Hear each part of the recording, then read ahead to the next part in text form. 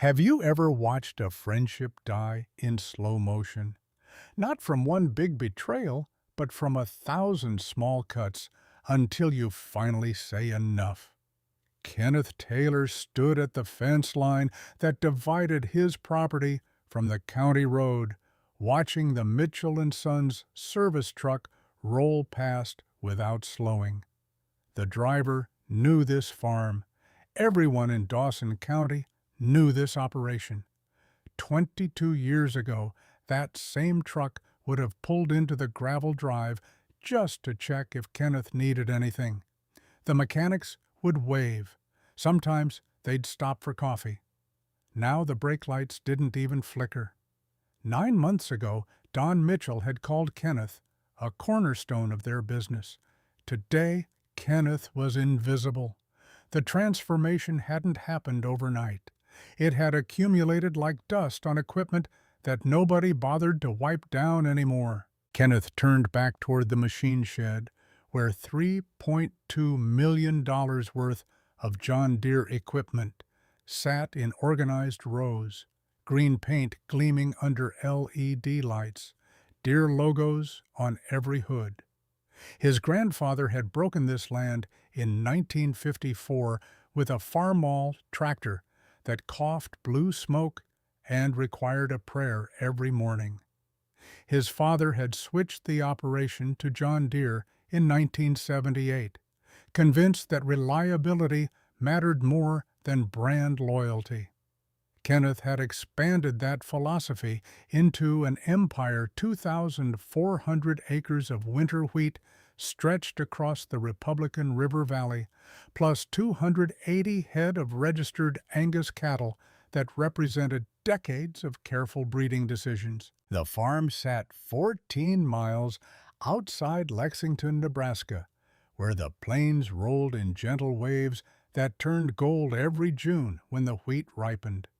Third-generation land, the kind of operation that agriculture magazines featured in spreads about sustainable family farming and generational wealth transfer. Every piece of equipment carried that leaping Deere logo. 2 S-Series combines, 4 large tractors ranging from 280 to 310 horsepower, 3 utility units for the daily grind of moving hay and feeding cattle. Complete implement lineup, all of it purchased through Mitchell and Sons, the family dealership that had sold Deere iron in southwest Nebraska since 1973. Kenneth didn't just buy from them. His family had helped build their business into what it became. His father had bought their first 4020 tractor back in 1975 when Don Mitchell's father was still running the showroom, and mechanics worked Saturdays without overtime complaints. Kenneth had purchased his first 8R there in 2011, back when Don Mitchell would call personally to check on delivery schedules and make sure every detail met expectations. When the dealership expanded their service bays in 2016, they'd mounted a bronze plaque in the lobby with 15 customer names engraved. Webb family, cornerstone customer. Since 1975, Kenneth had stood at the dedication ceremony with his father, who died 3 years later. Don Mitchell had spoken at the funeral. He'd helped Kenneth's daughter Ashley secure an ag business loan when the local bank hemmed and hawed about lending to someone fresh out of college. That plaque still hung in the Mitchell and Sons showroom. Kenneth had driven past it 6 times in the last 9 months. He'd stopped going inside. The first crack had appeared in December 2023, small enough to ignore, easy to rationalize. Midwinter feeding season, when Nebraska cold turned hydraulic fluid thick and every mechanical system faced stress testing that no summer field day could replicate. Kenneth had been running his 8R 280 tractor, pulling a 42-foot hay trailer loaded with 850-pound big bales. The hydraulic pump that powered the loader had started making sounds no pump should make, then quit entirely with a mechanical sigh that meant expensive repairs. He'd called Mitchell's service at 7:18 that morning. The parts desk had put him on hold for 8 minutes. When they came back, the answer had been simple. "We'll order it for you. Should be in Tuesday or Wednesday."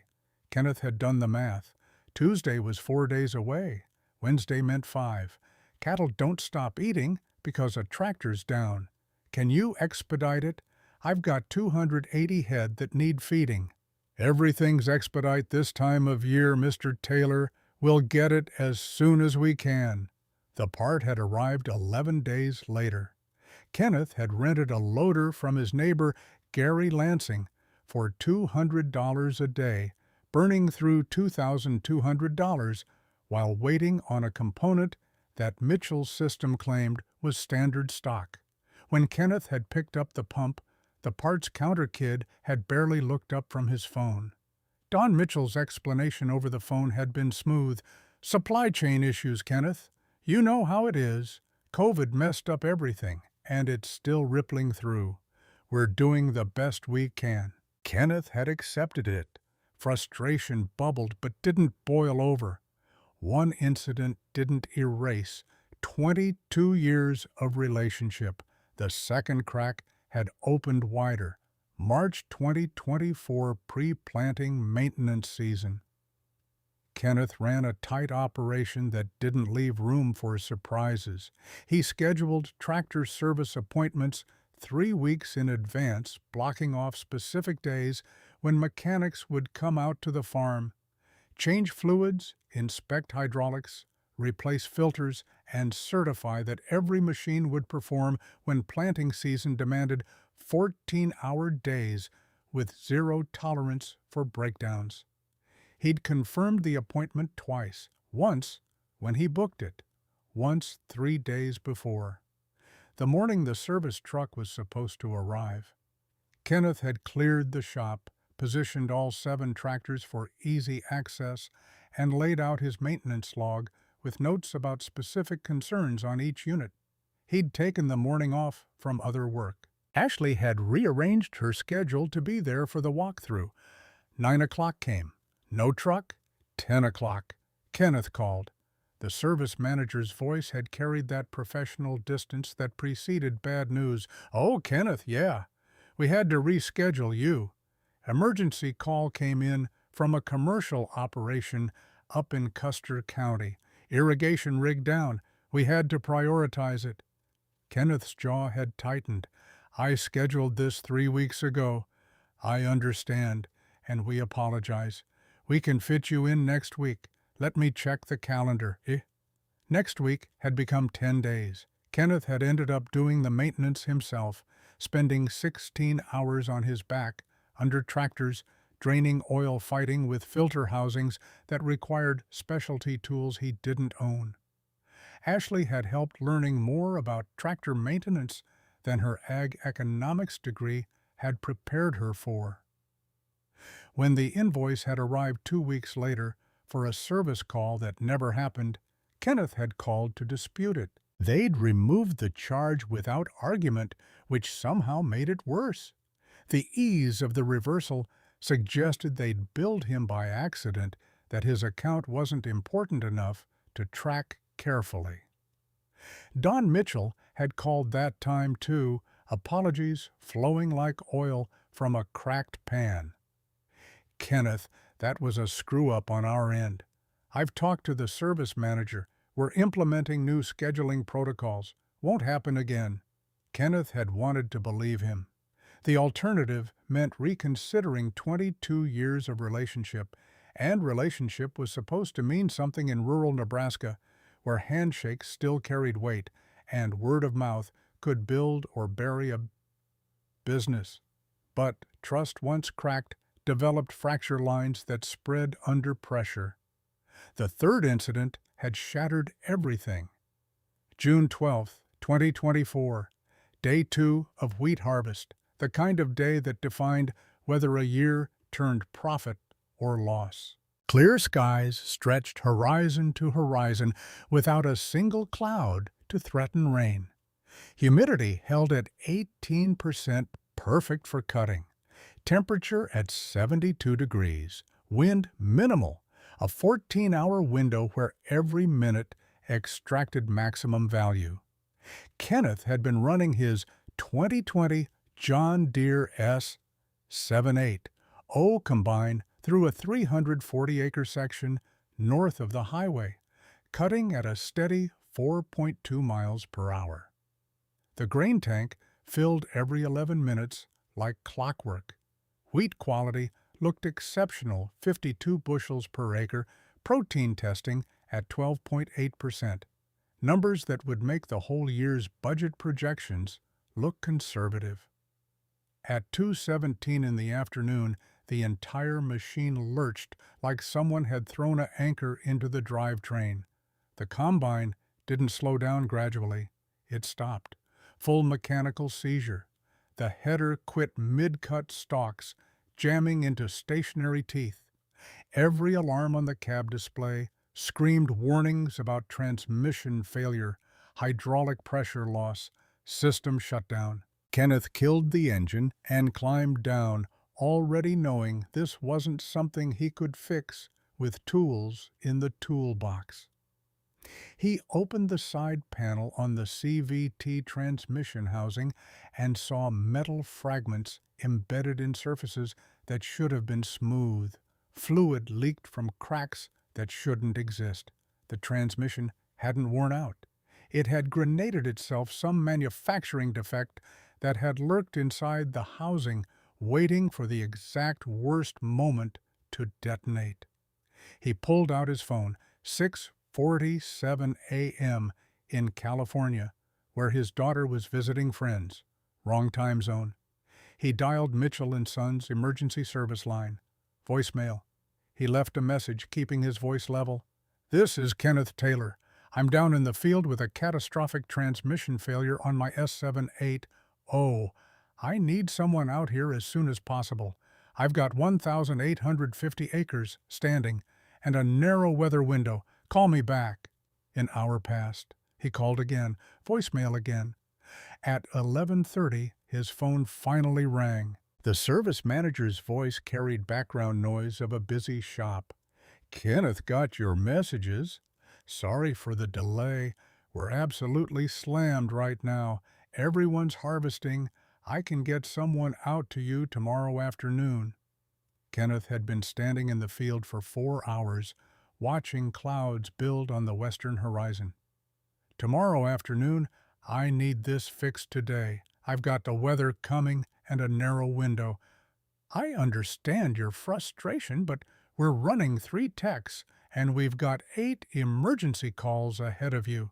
You're not our only customer dealing with harvest breakdowns." The words landed like a slap.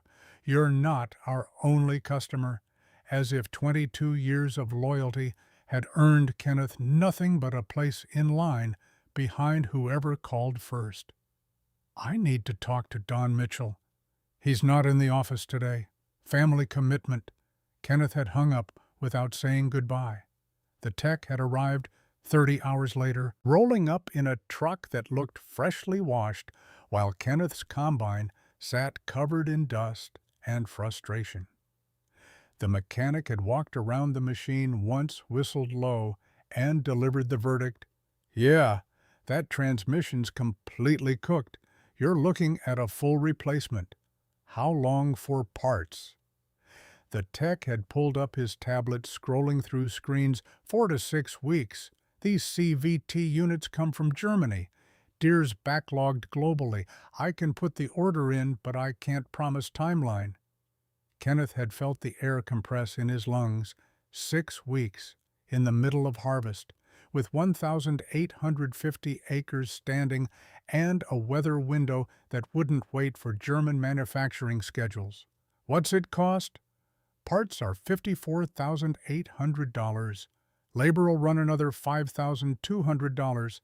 Call it $60,000 total, give or take. $60,000. 4 to 6 weeks. Crop value at risk, $380,000 if he couldn't finish before weather turned. Kenneth had called Don Mitchell's personal cell phone that evening. Don had answered on the third ring, his voice carrying that sympathetic but distant tone that preceded disappointment. "Kenneth, I heard about the combine. That's rough timing. I need you to do something. Call whoever you need to call. I'll pay for rush shipping, overnight air freight, whatever it costs. I need that transmission here in days, not weeks." "Kenneth, I wish I could, but we don't control Deere's supply chain. These components are manufactured overseas. They go through corporate distribution. Regional dealers don't have pull on production schedules. You're a platinum dealer. You've been selling Deere equipment for 50 years. You have relationships. And I've used every one of them. Corporate says 4 weeks minimum.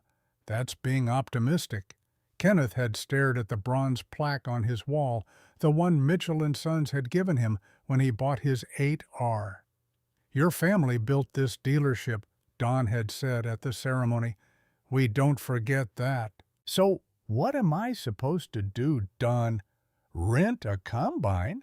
We've got a used S760 available. I can lease it to you for the season." "At what rate?" $425 an hour. Kenneth had done the math instantly.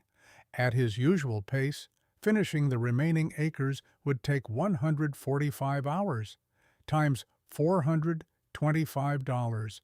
That was $61,625 more expensive than the repair, and at the end he'd have nothing but receipts. The rental option wasn't a solution. It was profiting from his emergency. "I'll think about it." He'd hung up and sat in his shop for 20 minutes, staring at green equipment that suddenly felt less like assets and more like anchors. That night, the Taylor family had gathered around the kitchen table. Kenneth at one end, laptop open. Trish at the other, financial records spread in front of her. Ashley between them, phone in hand, already pulling up data before anyone asked. Kenneth broke the silence. "I'm looking at other options." Trish set down her coffee cup with deliberate control. "Other dealers or other brands?" Kenneth's pause carried weight. "Other brands?" "Absolutely not. Trish, your father ran Deere equipment his entire life. Your grandfather helped build Mitchell and Sons into what it is. You switch brands, you're not just changing tractors. You're telling this entire county that our word means nothing. My word meant something when I called Don Mitchell at 6:47 in the morning and got voicemail. What did his word mean when his text showed up 30 hours later?" Trish's knuckles whitened around her cup. "One bad experience doesn't erase 22 years.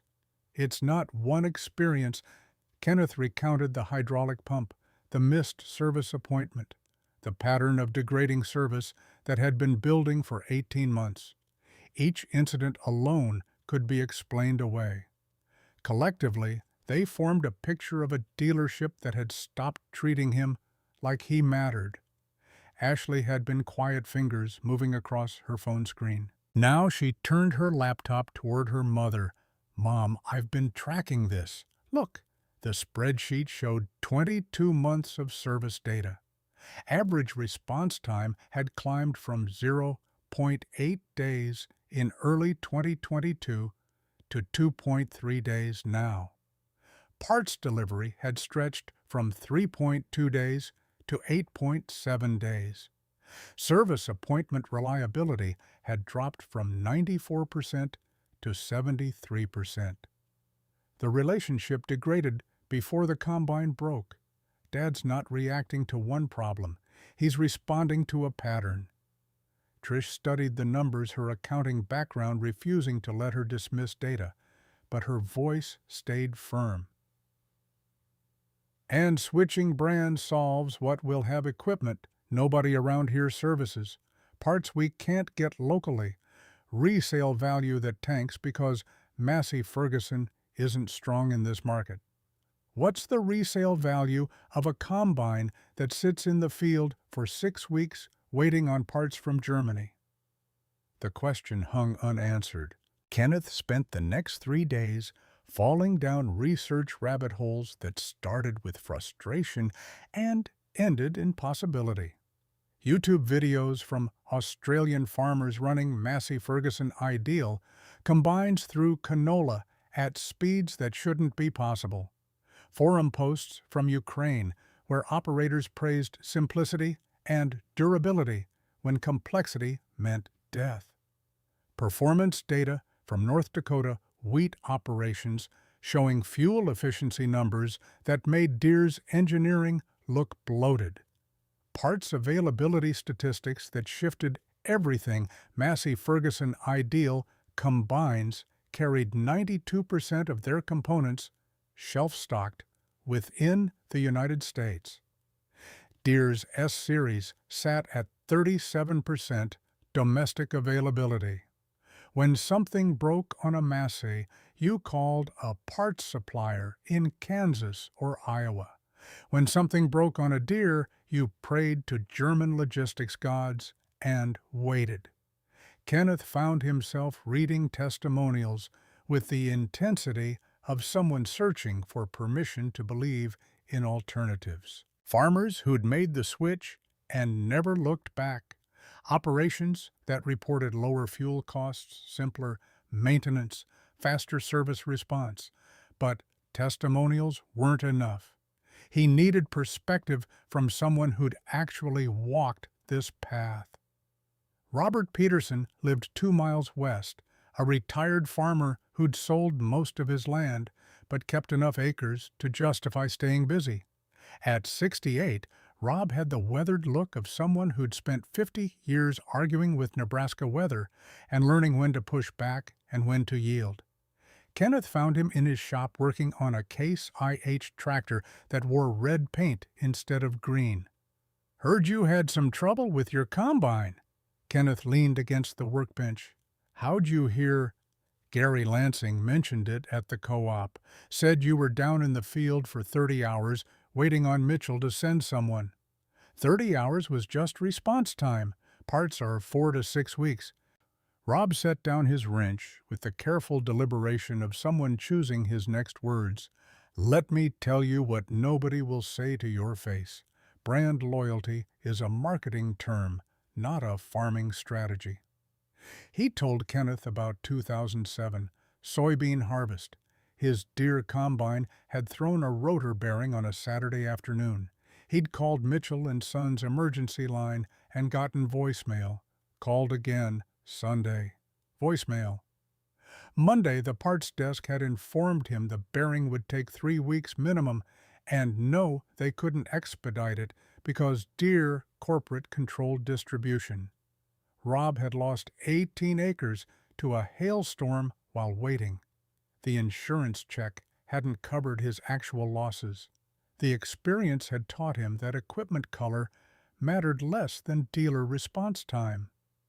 Switched to Case IH the next year. Worst harvest of my life became the best decision I ever made. You ever regret it? Rob's smile carried hard-won wisdom. Every time something breaks, I call my dealer and someone answers. That's the only loyalty that pays the bills. Kenneth drove home with Rob's words echoing. The question wasn't whether John Deere made quality equipment. They did.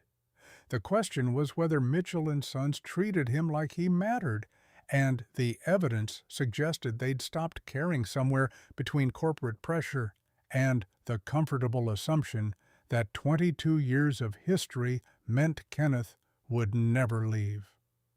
2 days later, Kenneth sat in his office and pulled up a dealer locator for Massey Ferguson. The closest dealership showed 71 miles away in Kearney Carson Agricultural. He stared at the phone number for 5 minutes before dialing. A voice answered on the second ring, direct and unfiltered. "Carson Ag, this is Steve. Not a receptionist, not a phone tree. The owner himself."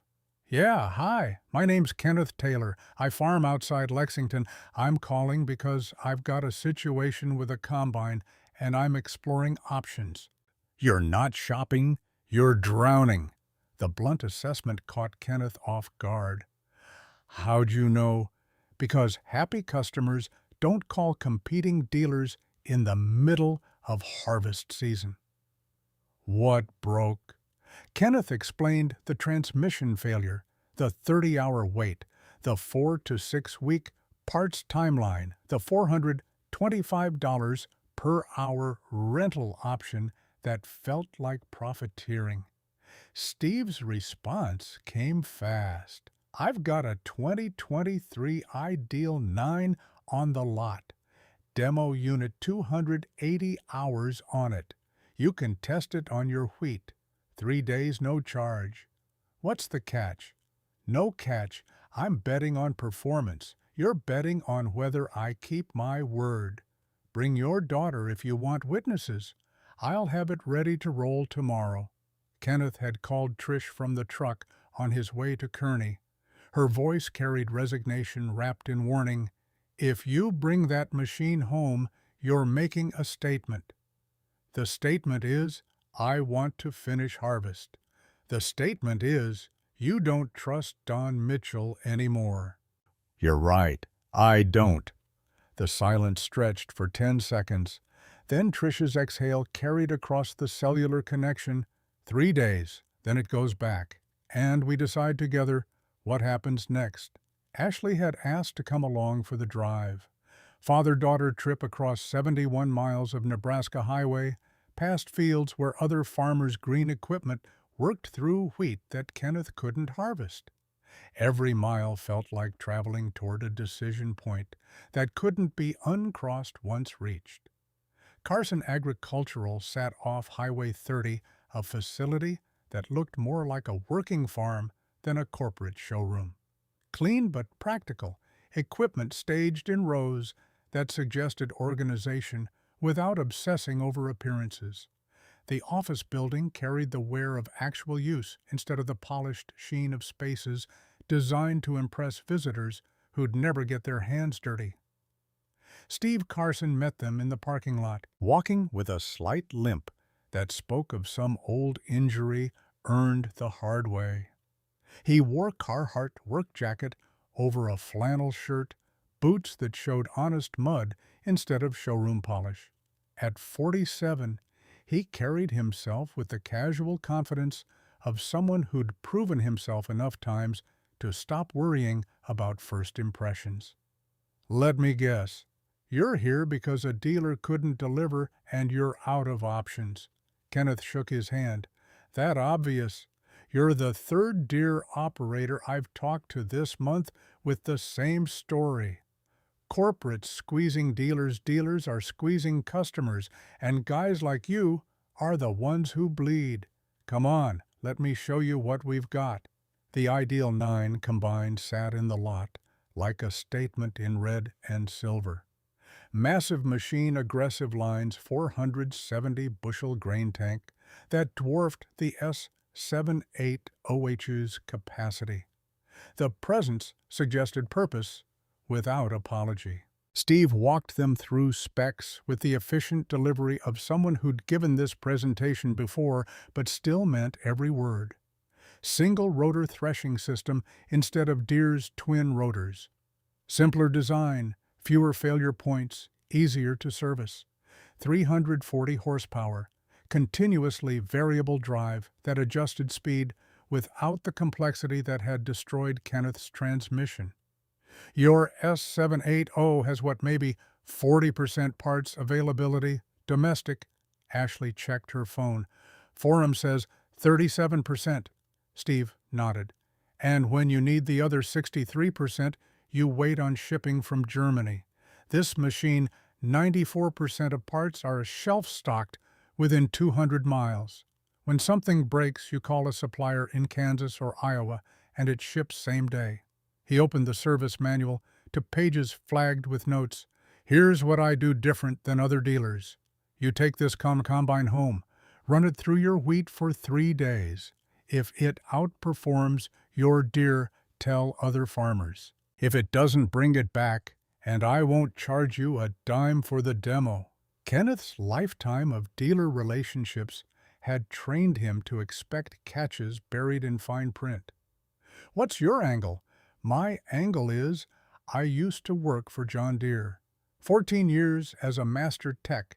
Left in 2015 because corporate started caring more about data subscriptions than uptime. Opened this place to prove different was possible. I don't sell machines. I sell someone answering when you call." Ashley leaned close to Kenneth. "We should at least test it." Kenneth pulled out his phone and stepped away to make the call. Trish answered on the first ring. "Well, he's offering a 3-day demo, no charge." Her voice carried the weight of someone watching dominoes line up. "If you bring that machine home, everyone will know by morning." "I know, and you're doing it anyway." "I can't harvest on hope, Trish. I need equipment that works." Her exhale transmitted across the miles. 3 days. Then we decide together. Steve's crew loaded the Ideal 9 onto a transport trailer with the practiced efficiency of people who'd done this dance before. Steve handed Kenneth an operations manual and a business card with his personal cell number written on the back. "Doesn't matter if it's midnight or Sunday morning. You call, I answer. That's the promise." Kenneth and Ashley drove home trailing a red combine that attracted stares from every vehicle they passed. Neighbors slowed to gawk. At least 3 people pulled out phones to take pictures. By the time Kenneth turned onto his gravel drive, the news had already spread through the invisible network that transmitted rural gossip faster than cellular data. Gary Lansing's truck sat parked at the fence line like he'd been waiting. He climbed out as Kenneth pulled in, staring at the Ideal 9 with an expression that mixed curiosity and something approaching betrayal. "Ken, what's that insurance policy?" "You testing a Massey Ferguson just for a few days." Gary shook his head with the slow deliberation of someone witnessing a friend make a terrible mistake. "You know people are going to talk. Let them talk." Gary drove off without another word. Kenneth watched him go, then turned to face his wife, who'd walked out onto the porch. Trish stood with her arms crossed, taking in the massive red combine that now sat on their property like a flag declaring independence. "The whole county's going to know by morning." "I know. And you're okay with that?" Kenneth met her eyes. "I'm okay with finishing harvest." Trish turned and walked back inside. Ashley touched Kenneth's arm. "She'll come around. Or she won't. But we can't run this farm on hope."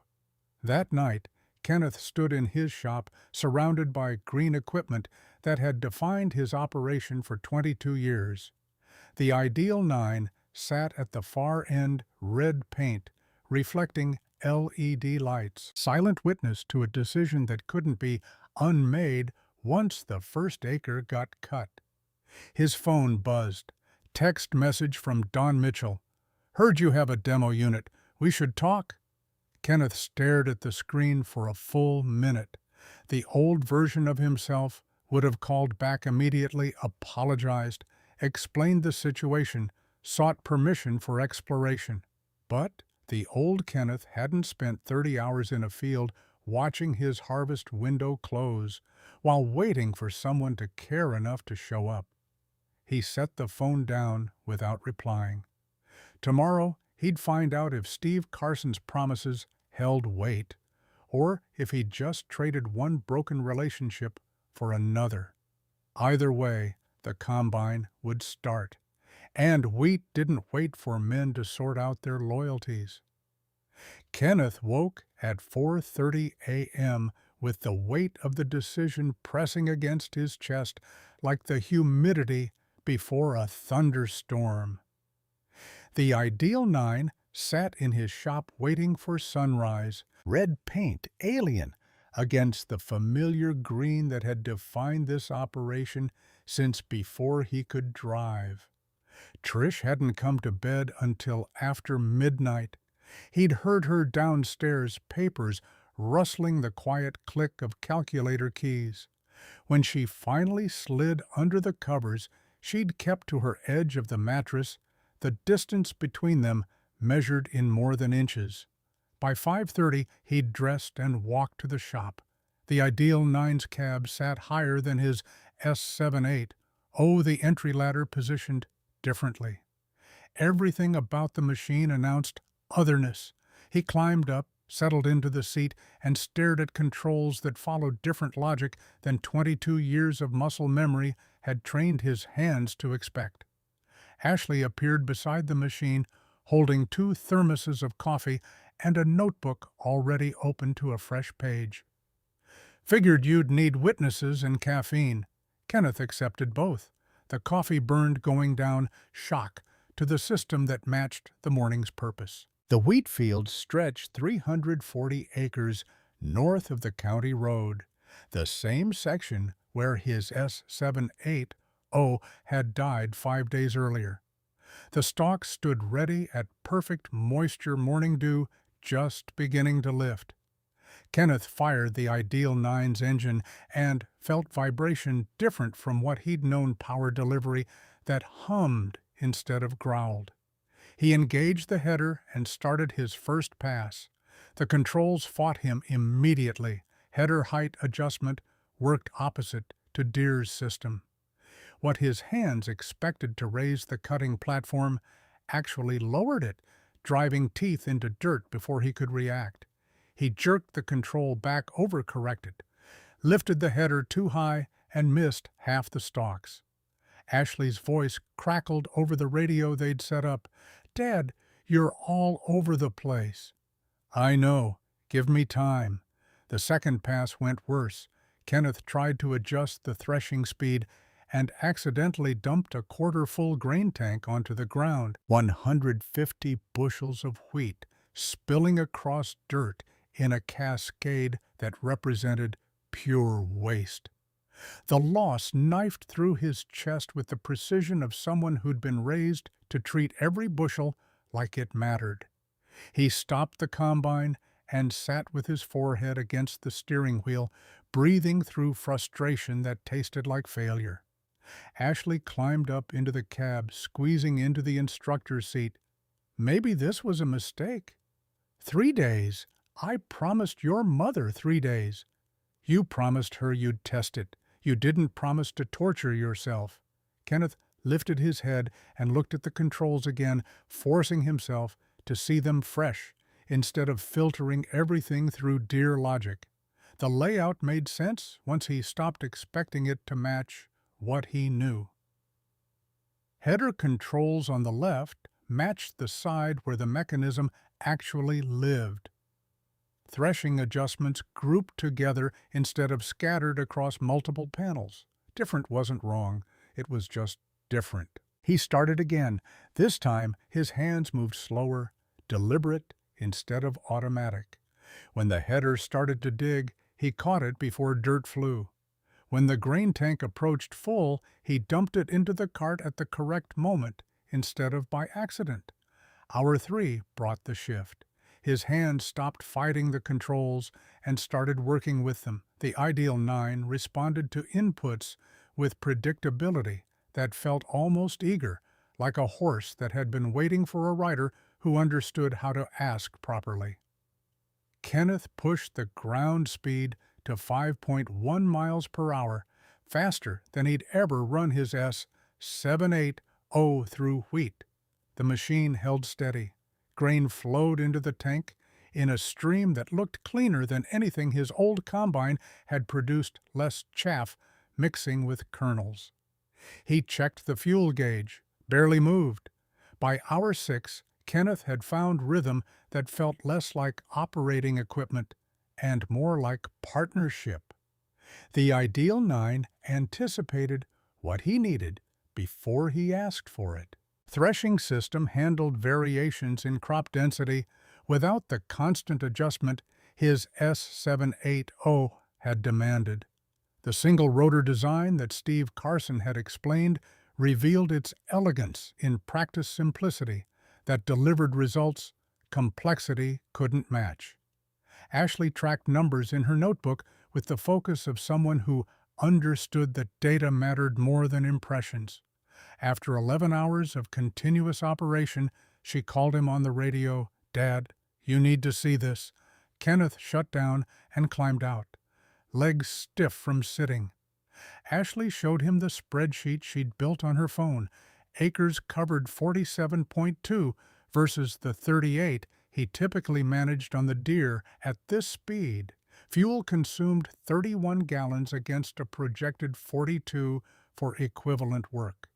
Grain loss, measured by samples pulled from the field, 0.28% compared to his usual 0.6%. The numbers didn't lie, but they suggested a reality Kenneth wasn't ready to accept. The machine he'd never heard of 3 days ago outperformed equipment he'd trusted his entire adult life. Ashley called her mother without asking permission first. "Mom, you need to see this." Trish arrived 40 minutes later in the farm pickup, parking on the headland where she could watch Kenneth complete another pass.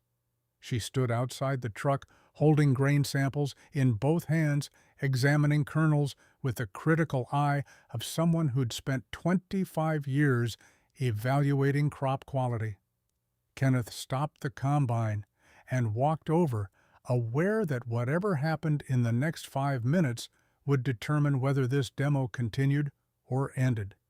Trish poured grain from hand to hand, feeling for weight and moisture. "It's clean.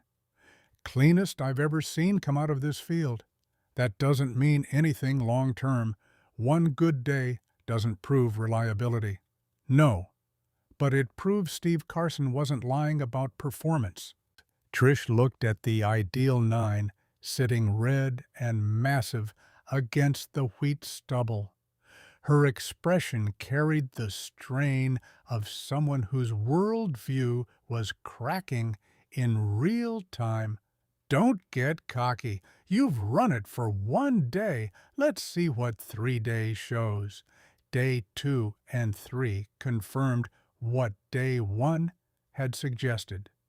Kenneth pushed the ideal 9 through 340 acres in conditions that ranged from perfect to challenging testing, how the machine handled green stems mixed with ripe wheat, how it responded to terrain changes, whether the fuel efficiency held when he pushed speed past comfortable limits. The combine never faltered.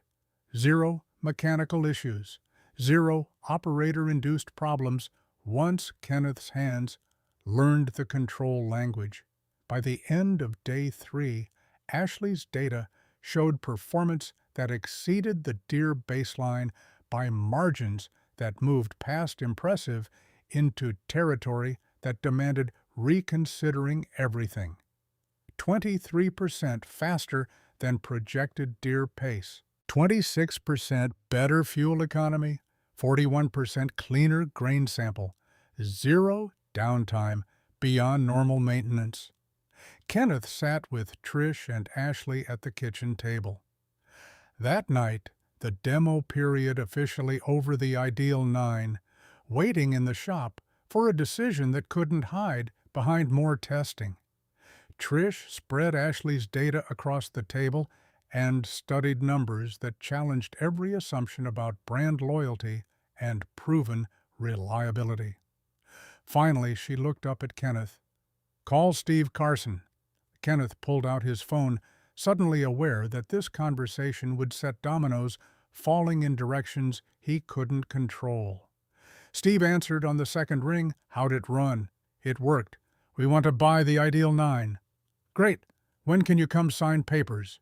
Kenneth glanced at Trish, who nodded once. "And we want to talk about replacing the whole fleet." The silence on the line stretched long enough that Kenneth checked to make sure the call hadn't dropped. Then Steve's voice came back careful. "The whole fleet meaning what exactly?" "2 combines, 7 tractors. Everything." "Kenneth, that's a $1.9 million conversation." "You absolutely certain?" Kenneth looked at his wife, who'd spent 25 years protecting this family from bad decisions. She held his gaze and nodded again, permission granted, even though fear flickered in her eyes. "We're certain. Can you do it? Be here tomorrow, 9 a.m. Bring your equipment list and your wife. This is too big for phone calls." The War Council reconvened after Steve hung up. Kenneth pulled out files containing every piece of equipment, documentation, purchase, prices, current values, outstanding loans. Trish cross-referenced against depreciation schedules and resale market data she pulled from farm equipment auction sites. The current Deere fleet broken down to brutal simplicity. S780 combine worth maybe $130,000 in its current broken state. S690 backup combine valued around $320,000. The four large tractors ranging from the 310 horsepower 8R down to the 230 horsepower 7R units combined value approximately $593,000. Three utility tractors adding another $170,000. Total liquidation estimate, if they sold everything, $2.15 million, assuming they found buyers willing to pay fair market value instead of distressed sale prices. Trish wrote the number at the bottom of her legal pad and circled it twice. "We sell everything, we might clear $2.1 million if we're lucky and the market cooperates." Ashley had Steve's preliminary quote pulled up on her laptop. New Massey fleet he estimated at $1.85 million total. That leaves us $250,000 positive, but we're betting the entire operation on equipment we've never run long-term and a dealer we've known for 3 days. Kenneth leaned back, feeling the weight of the decision compress his spine. "What's the cost if we stay?" Another breakdown next harvest? Another 6-week wait for parts. Ashley's fingers moved across her keyboard, pulling up forum discussions about Deere parts availability and service response times. The testimonials painted pictures of farmers across the Midwest facing identical problems. Corporate supply chains that prioritized metrics over urgency. Dealers squeezed between customer needs and manufacturer policies. Operations held hostage by equipment that broke at the worst moments and took weeks to repair. Trish stood and walked to the window, staring out at the shop where green and red equipment sat side by side like opposing arguments. When she turned back, her voice carried the firmness of someone who'd made a choice she couldn't unmake. "I need one promise. If we do this, we're all in.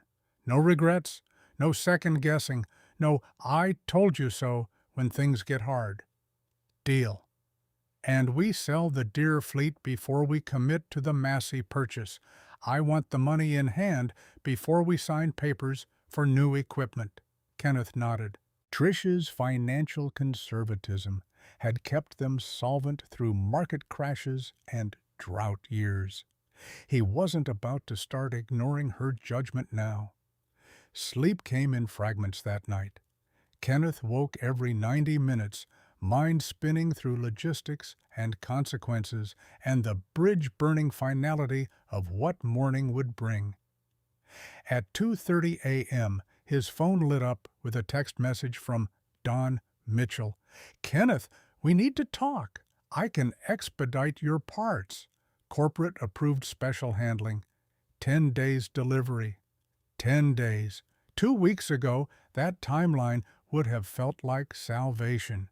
Now it landed like an insult, wrapped in convenience help offered only after the threat of losing a customer became real. Kenneth stared at the message for 5 minutes, then set the phone down without responding. Some conversations didn't deserve the dignity of explanation. The drive to Kearney the next morning carried the gravity of a funeral procession. Kenneth, Trish, and Ashley in the truck, barely speaking, each processing private fears about what they were about to set in motion. Every mile took them further from the safety of relationships that had defined their operation for decades. Carson Agricultural looked different the second time, less like an alternative and more like a commitment. Steve met them in the parking lot with his finance manager and service manager in tow, the presence of additional people signaling that this meeting carried weight on both sides of the negotiation. They gathered in a conference room that smelled like coffee and machine oil, a space that had clearly witnessed plenty of hard conversations. Steve sat across from the Taylors and got straight to business. Before we talk numbers, I need you to understand what you're actually doing here. Trish met his directness with her own, "We're switching brands. We understand." No, you're challenging every relationship in your county. Your Deere dealer will retaliate. Your bank might question your collateral. Your neighbors will gossip. 6 months from now, when something breaks and folks say, "Told you so," you need to be ready for that. We've thought about it. Steve leaned forward, elbows on the table. Have you thought about what happens if I fail you? You're betting your farm on me keeping promises. If I can't deliver, you've got no fallback. Mitchell and Sons won't take you back. You'll be stuck with equipment and a dealer you can't trust. The honesty landed harder than any sales pitch could have. Kenneth appreciated that Steve wasn't pretending the decision carried no risk. What can you actually promise? Response time under 4 hours for emergencies.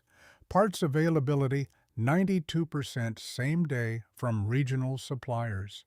Service techs who show up when they say they will. What I can't promise is that Massey never breaks that your community supports the decision, or that you won't wake up 6 months from now wondering if you made a mistake. Trish's accounting mind processed risks like she processed balance sheets. What's the real downside? Real downside is I'm building my business while you're betting your operation on my integrity. If I get overwhelmed or corporate AGCO starts playing the same games Deere plays, you're exposed with no safety net. Steve's finance manager spread equipment proposals across the table. 2 Ideal 9 combines at $385,000 each. 3 MF8S. 265 large tractors at $205,000 per unit. 2 MF7S. 185 mid-range tractors at $149,000 each. 2 MF5S. 115 utility tractors at $82,000 each. Total package $1.847 million. Financing available through AGCO Finance at 4.7% over 7 years. Steve offered to broker the sale of their Deere equipment for a 4% commission using his network of auction houses and dealers across 5 states to get maximum value. Trish studied the numbers while Ashley cross-referenced specs and verified that the proposed Massey fleet matched their operational needs. Kenneth watched his wife calculate, knowing that the decision would ultimately rest on whether the math supported the emotional leap they were contemplating. Finally, Trish looked up. I want a guarantee clause in the contract. First major failure that takes more than 48 hours to repair, you buy back the entire fleet at 90% of purchase price. Steve's finance manager nearly choked on his coffee. We can't do that. The risk exposure is too high. Steve overrode him without hesitation. Yes, we can. Put it in writing. Steve, that's insane from a liability standpoint. I said put it in writing. If I can't keep my promises, I don't deserve their business. The finance manager looked like he wanted to argue further, but recognized the futility. He started drafting contract language while Steve and Trish shook hands across the table. Kenneth watched the gesture and realized he was witnessing something he'd never experienced with Mitchell and Sons, a dealer willing to stake his business on his ability to deliver. Don Mitchell had offered sympathy and excuses. Steve Carson offered accountability with teeth. The contracts took 2 hours to finalize. Purchase agreement for the ideal 9 demo unit pending full fleet commitment. Letter of intent for the additional equipment with delivery timeline of 120 days. Financing applications, trade-in authorization, the buyback guarantee clause, written in language that Trish reviewed 3 times before signing. Walking out of Carson Agricultural at 2:30 that afternoon, Kenneth felt the weight of irreversibility settle across his shoulders. They'd crossed the threshold from exploration into commitment. The moment the paperwork hit Mitchell and Sons' awareness, relationships would shatter beyond repair. Trish stopped beside the truck and turned to face him. "We just bet the farm. We were already betting it every time we called Don Mitchell and prayed he'd care enough to help." The drive home passed in silence. Ashley sat in the back seat, researching liquidation strategies on her laptop. Trish stared out the window at passing fields. Kenneth gripped the steering wheel and prepared himself for what came next. The equipment listings went live that evening. Kenneth photographed every piece of Deere iron with the clinical detachment of someone documenting assets rather than memories.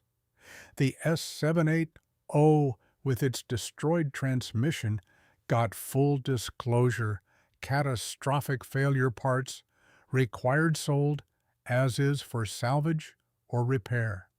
The S69O backup com enlisted with complete service records and honest wear assessment. The tractors arrayed by model with hour meters clearly visible. Within 48 hours, inquiries flooded in from 6 states. The broken S780 attracted a custom cutter from Oklahoma, who made his living buying damaged equipment, repairing it cheap using salvaged parts, and reselling for profit. He offered $128,000 sight unseen banking that parts alone justified the gamble. The S690 drew interest from an Iowa farmer expanding his operation. He flew down to inspect it personally, spent 2 hours going over every system, and offered $312,000 cash. Kenneth accepted before the money could evaporate. The tractors moved faster than he'd anticipated. Colorado ranchers looking for reliable iron. Kansas wheat operations hedging against their own Deere dealer problems. Nebraska farmers who understood that desperation sales sometimes offered opportunities.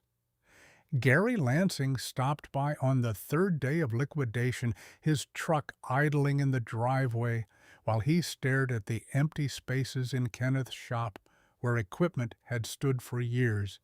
"You're really doing this?" "Already done. Don Mitchell called me yesterday. Asked if I knew why you were selling." "What did you tell him?" Gary's expression mixed pity with judgment. "That you're making the biggest mistake of your life." He drove away without waiting for a response. Kenneth watched him go and wondered how many other neighbors were having similar conversations, how quickly the narrative of his foolishness was spreading through the invisible network that connected every farm in Dawson County. Don Mitchell's call came that evening. Kenneth saw the name on his phone screen and almost sent it to voicemail before deciding that cowardice served nobody. "Kenneth, let's talk like adults." "I'm listening." "I pulled strings you don't even know exist. Got you expedited approval through corporate. Parts shipped tomorrow morning, 9-day delivery guaranteed. I can have you running by July 2nd. Kenneth felt the trap in the offer, the assumption that speed would erase pattern. And next time, there won't be a next time. I'm implementing new protocols. Emergency response team. Dedicated inventory for platinum customers. You'll never wait like this again. Donna, I heard this speech after the hydraulic pump, heard it again after the missed service appointment. It's always, next time will be different. Don's voice hardened like steel, cooled too fast. You're making a huge mistake. Those Massey tractors won't hold value. That dealer's too small to support your operation. 6 months from now, you'll be calling me begging to come back. Kenneth felt something break loose in his chest. Anger that had been building for 18 months, finally finding voice. Then it's my mistake. Thanks for calling. He hung up before Don could respond. Trish had been standing in the doorway listening to the entire exchange. She crossed the room and put her hand on his shoulder. That felt good, didn't it? Honestly, it felt terrible, but necessary. The coffee shop in Lexington became ground zero for gossip that spread like agricultural herbicide. Kenneth heard the reports secondhand through Ashley, who still maintained friendships with people whose parents farmed in the area. Taylor sold all his Deere equipment, every piece, bought a bunch of red Masseys from some dealer nobody's heard of. His wife must be furious. Wonder if they're having money problems. Kenneth's dad would roll over in his grave. The speculation bothered him less than the certainty that accompanied it. People weren't wondering if he'd made a mistake. They'd already concluded he had, and they were just waiting for the failure to manifest so they could shake their heads knowingly.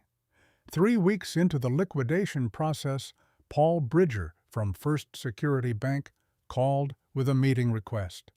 Kenneth agreed to come in knowing exactly what the conversation would entail before he walked through the door. Paul's office carried the corporate casual aesthetic of a bank that wanted to appear friendly while maintaining power dynamics. Kenneth sat across the desk from a loan officer he'd known for 15 years, a man who'd financed equipment purchases and land acquisitions and never once questioned Kenneth's judgment. Until now. Paul pulled up account files on his computer. Your equipment financing has $420,000 outstanding. Original collateral was John Deere Fleet strong resale value in this regional market. Massey Ferguson has weaker secondary market penetration here. Kenneth kept his voice level. My payment history is perfect. 22 years, never late once. I understand, and we appreciate that. But bank policy requires collateral adequacy assessment when equipment profiles change significantly. Deere equipment in this area typically holds 78% of value after 3 years. Our analysts estimate Massey Ferguson closer to 61%. The numbers came wrapped in corporate language designed to sound objective, but Kenneth heard the threat underneath.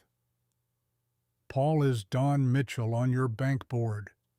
Paul's discomfort manifested in how he repositioned papers that didn't need repositioning. That's not relevant to this conversation. It's completely relevant. This is retaliation dressed up as policy. Kenneth, I need you to understand that we're not trying to punish you. We're protecting the bank's interests. I can offer 2 options, either 15% additional collateral or a rate increase of 1.8%. Kenneth stood chair-scraping against Tuckle. I'll refinance somewhere else. We'd hate to lose your business. Then you shouldn't have made keeping it conditional on what color tractors I buy. Kenneth walked out while Paul was still forming his next sentence. By the time he reached his truck, rage had metabolized into strategy. Trish called while he was driving.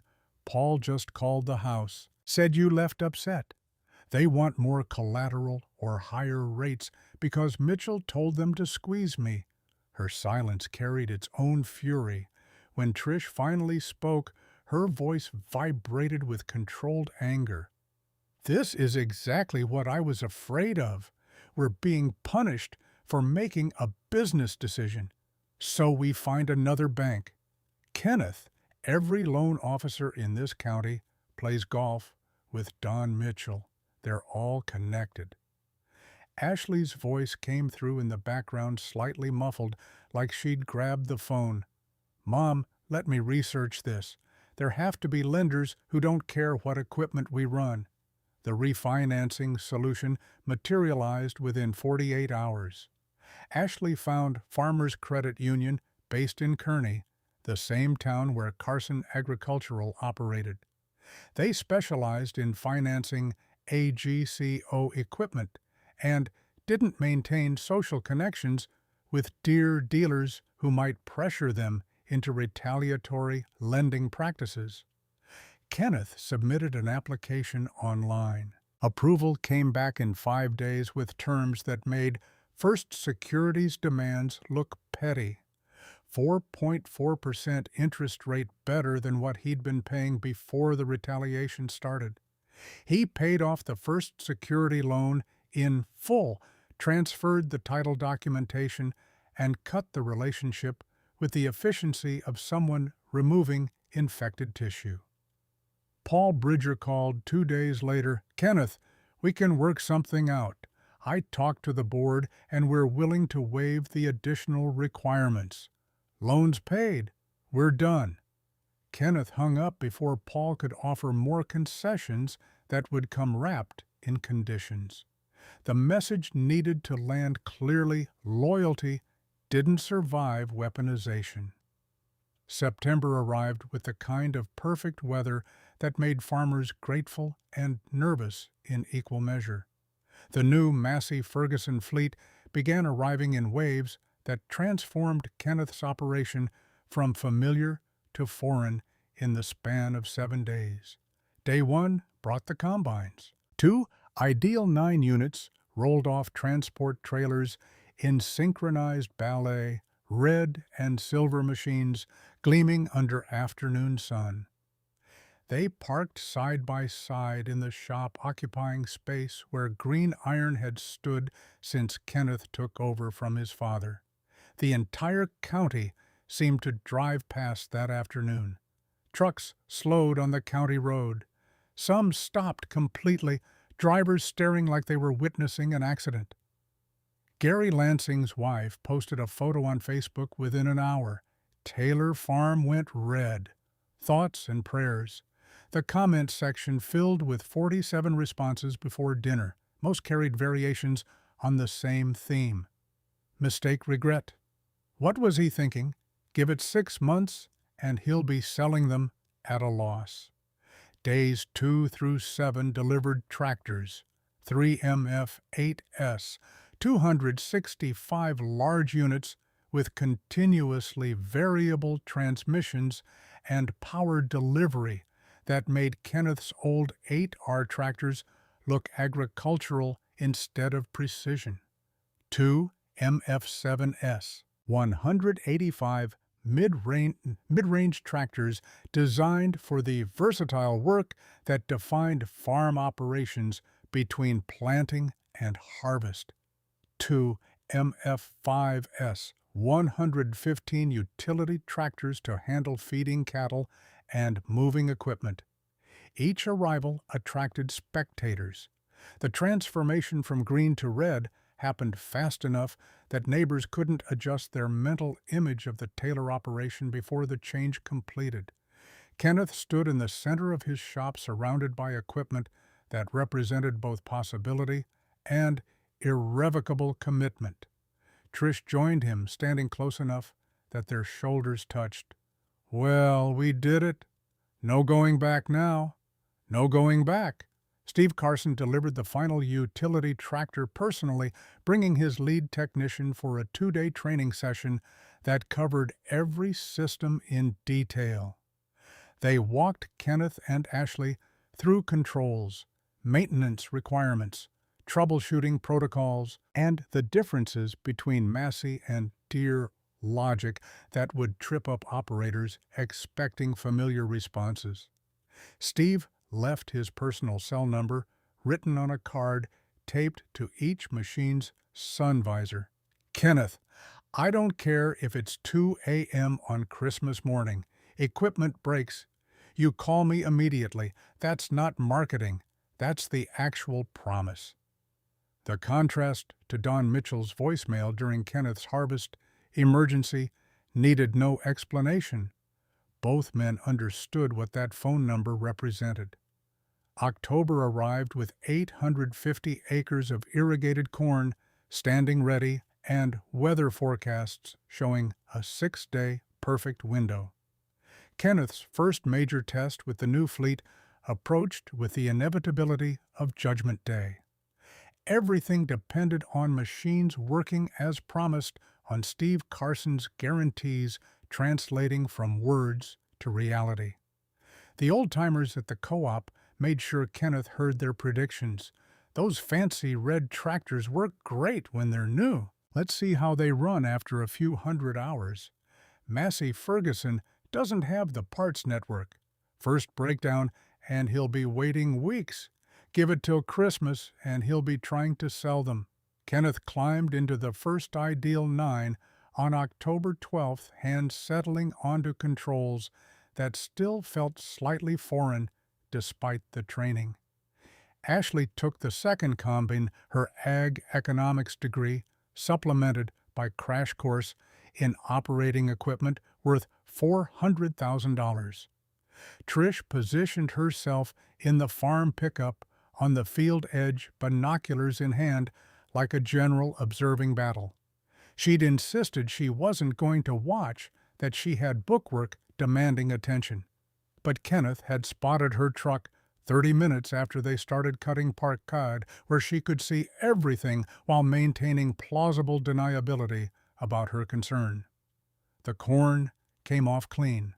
Both combines cut at 5.4 miles per hour, speeds that felt aggressive until Kenneth realized the machines handled the pace without strain. Grain quality looked exceptional. Kernel damage, minimal. Fuel gauges moved slowly enough that Kenneth kept checking to verify they were actually connected, but he waited for the failure. Equipment this new, running, this well-performing, this far above baseline, something had to break. The universe didn't hand out free passes. Excellence came with a bill, and Kenneth knew from 30 years of farming that the invoice always arrived at the worst possible moment. Day 2 hours 6, the universe collected. Ashley's voice crackled over the radio, tension replacing her usual calm. "Dad, I'm down." Kenneth's stomach dropped. Here it comes, the moment where Steve Carson's promises met reality, and everyone discovered whether they'd been built on substance or salesmanship. What broke? A drive belt on the feeder housing. It shredded completely. Kenneth checked his watch. 11:47 a.m. He grabbed his phone and called Steve Carson, aware that this conversation would determine whether the entire fleet decision had been catastrophic mistake or justified risk. Steve answered on the first ring. What broke? Kenneth explained the belt failure. Steve's response came without the defensive hedging that Don Mitchell had always deployed. I'm 71 miles away. Can you hold for 90 minutes? We don't have a choice. On my way. Kenneth radioed Ashley to shut down and wait. Then he called Trish, who was still parked on the field edge, despite pretending she'd left belt failure on Ashley's combine. Her exhale transmitted across the cellular connection. So it starts. One belt isn't a catastrophe. It is if he doesn't show up. 90 minutes felt like 6 hours. Kenneth tried to stay busy checking his own combine running diagnostics that didn't need running anything to avoid watching the clock. Ashley sat in her cab, reading a book, the forced calm of someone refusing to acknowledge worry.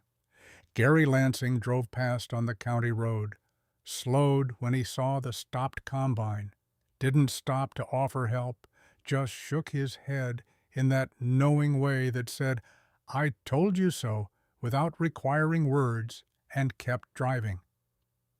At 1:14 p.m., 87 minutes after Kenneth's call, Steve Carson's truck pulled into the field, followed by a service vehicle.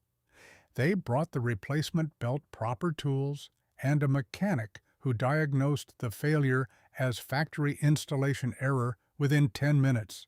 The repair took 91 minutes total. Steve refused payment, warranty issue, factory defect. No charge for parts or labor. Kenneth remembered 30 hours waiting for Don Mitchell's technician. He remembered the rental combine offered at $425 per hour, while his harvest window closed. The contrast didn't need articulation. Ashley was back in the combine by 3 that afternoon. Total downtime, 2 hours and 54 minutes. The harvest continued. By day 6, both combines had completed all 850 acres. Ashley's spreadsheet showed performance that erased doubt through documentation. Fuel costs $9,180 versus the $12,650 they'd spent the previous year on identical acreage. Grain loss averaging 0.32% compared to 0.68% historical baseline. Downtime 2.9 hours versus the 8 to 12 hours typical of normal maintenance cycles. That night, Trish sat with Kenneth in the shop reviewing data that couldn't be argued against. She didn't apologize for her earlier skepticism. That wasn't her style. Instead, she offered something more valuable. The numbers are good. Steve showed up like he promised. Maybe we didn't make a mistake. Kenneth pulled her close. First physical affection since this entire ordeal began. We made the right choice. Just took us different amounts of time to know it. November brought conversations that shifted from skeptical to curious. At the co-op, farmers who'd been predicting disaster started asking different questions. "Heard you finished corn pretty fast. Those Massey combines really running that smooth. What are you actually getting for fuel economy?" Gary Lansing approached Kenneth at the feed mill, the first direct conversation since the demo combine had arrived. "What's your real fuel cost per acre?" Kenneth told him the truth. Gary's expression suggested someone reconsidering assumptions. "That's 26% better than what I'm running." "Yeah." Gary stood silent for 30 seconds, mental calculations visible in how his eyes unfocused. "You have Steve Carson's number." Kenneth wrote it on the back of a grain elevator receipt. Gary folded the paper and tucked it into his shirt pocket without comment, but the gesture carried weight that both men understood. December arrived with Arctic blast warnings, temperatures dropping to 16 below zero, wind chill pushing -30. The kind of cold that killed calves and exposed every mechanical weakness in equipment that hadn't been properly prepared. Kenneth's 280 head of Angus cattle needed feeding regardless of temperature. Equipment failure during calving season meant dead stock and financial ruin. The old-timers who'd been waiting for vindication sharpened their predictions. "Those red tractors haven't seen real Nebraska winter yet.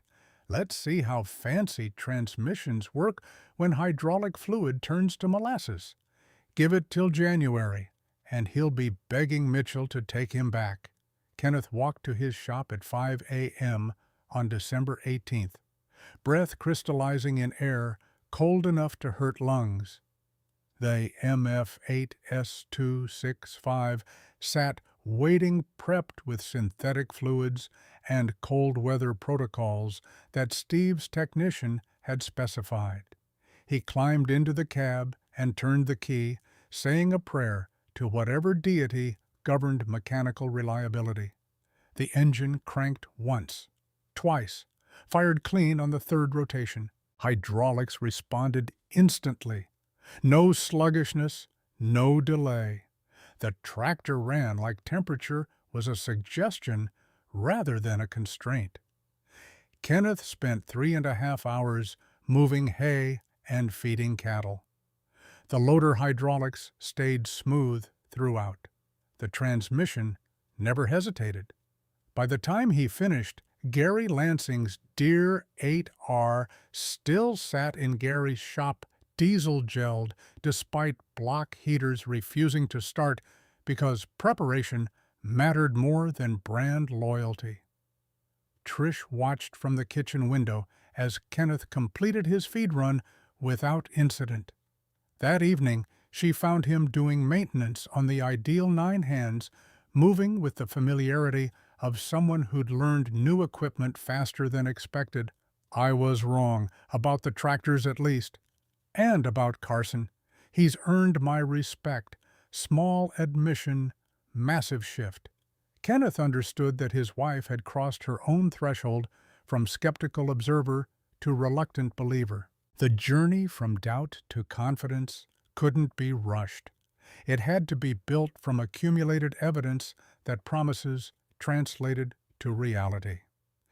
January brought calving season with the relentless demands that defined cattle operations in Nebraska winter. 14-hour days starting before dawn, sub-zero nights where equipment ran continuously, no margin for failure when newborn calves depended on feed delivery that couldn't wait for mechanical convenience. Kenneth's MF7S 185 tractor logged 394 hours in 28 days, pulling hay trailers, operating the loader, moving bedding, doing the unglamorous work that kept 280 head of Angus alive through cold that killed anything exposed too long. The machine never faltered. 0 breakdowns. 1 hydraulic hose replacement when a fitting cracked under stress, and Steve Carson had the part delivered by 10 a.m. the same morning. Kenneth called at 7. Month-end fuel receipts showed $7,240 spent versus the $9,880 they'd burned through previous January doing identical work. Trish entered the numbers into her accounting software without comment, but Kenneth saw her pause over the comparison, saw the slight nod that meant she'd stopped looking for reasons to doubt, and started accepting that the decision had been correct. The Farm Bureau meeting happened the second Tuesday of February monthly gathering where 52 farmers from Dawson County congregated in the Lexington Community Center basement to discuss crop insurance, commodity prices, legislative issues, and the 1,000 pieces of gossip that fueled rural social networks. Kenneth walked in at 6:55 p.m., 5 minutes before official start time. The room quieted, like someone had turned down a volume knob. Conversations didn't stop completely, that would have been too obvious, but they shifted to whispers, while eyes tracked his movement to the coffee station. Don Mitchell sat in the third row, staring straight ahead, making a performance of not acknowledging Kenneth's presence. The message transmitted clearly: "You burned this bridge, now stand in the ashes alone." The meeting followed standard protocol for 40 minutes. Insurance updates, market analysis, discussion about spring planting logistics. Kenneth participated when questions aligned with his expertise, keeping his voice neutral, refusing to give anyone ammunition to claim he'd become difficult or defensive. During open discussion period, Don Mitchell stood. The room's attention shifted like iron filings responding to a magnet. "I want to address something that's been on my mind: brand loyalty, community support, what it means to be part of something bigger than individual operations." Don's eyes never landed directly on Kenneth, but everyone else's did. The subtext required no translation. Mitchell and Sons has been in this county for 51 years. We've financed operations when banks said no. We've found parts when suppliers went dry. We've supported little league teams and school fundraisers and families going through hard times. That's what community means. Investing in the people around you, building relationships that last generations. He paused, letting the words settle. Loyalty works both ways. When you take your business elsewhere, especially to dealers who have no history here, no investment in this community, you're not just making a business decision. You're saying that relationships don't matter, that 50 years of partnership counts for nothing against whoever offers you a slightly better deal today. Don sat down. The silence that followed carried accusations that didn't need voicing. Kenneth felt 52 pairs of eyes evaluating whether he'd respond, whether he'd defend himself, whether he'd crack under the social pressure that Don had carefully constructed. Ashley stood before Kenneth could decide whether engaging served any purpose. At 24, she was the youngest person in the room, by a decade, the only representative of a generation that would inherit these operations and the relationships that sustained them. "Mr. Mitchell, can I ask a question?" Don nodded, expression suggesting he hadn't anticipated challenge from this direction. "Of course. When my dad's combine failed in June, how long until your service tech arrived?" Don's jaw tightened. "We were experiencing high call volume during harvest season. 30 hours, how long for the parts he needed. Global supply chain disruptions affected everyone. That wasn't specific to our dealership. 4 to 6 weeks? Dad had 1,850 acres at risk and a weather window closing. What was he supposed to do?" The room shifted. Every farmer present knew this nightmare scenario intimately. Crops standing ready while equipment sat broken, and dealers offered explanations instead of solutions. Ashley continued before Don could formulate response. "You're talking about loyalty and relationships, but loyalty works both ways, like you said. When Dad needed you most, you told him to wait, or rent equipment at rates that would have cost him as much as the repair. Where was relationship then? Where was 50 years of partnership?" Don's face flushed. "That's not fair. We did everything we could within the constraints of our supply chain.